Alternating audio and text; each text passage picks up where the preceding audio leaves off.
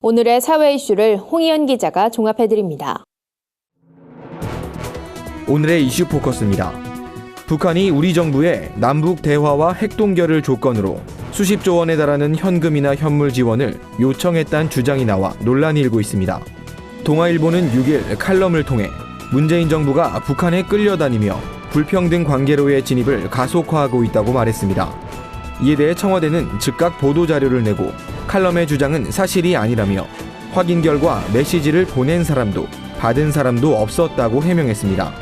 이어 잘못된 사실관계를 바로잡아야 한다며 이번 일이 법에 기대는 상황으로 번지지 않길 바란다고 밝혔습니다. 카카오톡을 이용해 청와대 국민청원 게시글에 중복 참여할 수 있다는 지적이 제기되자 청와대가 카카오톡을 통한 국민청원 참여를 일시 중단했습니다. 청와대는 보완책을 마련한 뒤 카카오톡 계정 이용을 재개할 방침입니다. 청와대가 이런 조치를 취한 것은 학교에서 페미니즘 교육을 의무화해달라는 내용으로 올라온 국민청원에 참여하는 사람이 비정상적으로 증가한 정황을 인지했기 때문입니다. 해당 청원은 지난 5일 하루 동안 6만여 명의 동의가 몰리며 현재 20만 이상 동의 조건을 충족했습니다.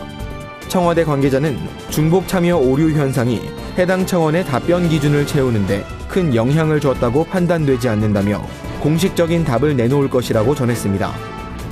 중국이 세계 최초로 여객 운송용 드론 시험 비행에 성공했다고 중국 관영 언론이 밝혔습니다. 해당 언론은 중국 드론 제조업체인 이항이 만든 드론이 승객을 태운 채 시험 비행에 성공했다고 전했습니다.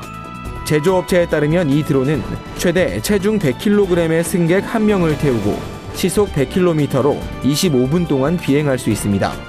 업체는 또 여객용 드론은 탄소 섬유로 만들어 가볍고 지휘본부로도 실시간 연결된다고 밝혔습니다. 한편 중국은 승객용 드론과 함께 물자 운송과 군사용 드론 등 다목적 드론 개발에 박차를 가하고 있습니다. 올해 연말부턴 신용카드를 해지할 때 10,000원 이하의 소액 포인트도 대금 결제에 이용할 수 있게 됩니다.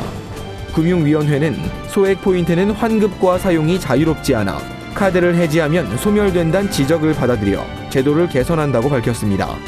또 카드 부가 서비스 이용 조건인 전월 사용 실적은 홈페이지나 모바일 앱을 통해 간편하게 조회할 수 있게 할 예정입니다. 최중구 금융위원장은 현장 메신저 도입으로 국민의 불편을 줄이는 데 기여하게 됐다며 앞으로도 금융혁신을 위해 메신저 제도를 활성화할 것이라고 말했습니다. 코리안 빅리거 오승환과 추신수가 미국 메이저리그 텍사스 레인저스에서 함께 뛰게 됐습니다. 오승환은 최근 텍사스 입단 절차를 마무리하기 위해 메디컬 테스트를 받기로 했습니다. 텍사스 구단은 현재 추신수가 몸담고 있습니다. 복수의 구단으로부터 영입 제안을 받은 오승환이 텍사스를 선택한 건 추신수의 조언이 영향을 준 것으로 알려졌습니다. 이로써 오승환과 추신수는 우리나라 선수론 최초로 투수와 타자가 메이저리그 한 팀에 소속된다는 진기록을 작성하게 됐습니다. 오승환이 메디컬 테스트를 통과하면 텍사스 구단은 오승환의 영입을 공식화할 계획입니다. 구티비 뉴스 홍우연입니다.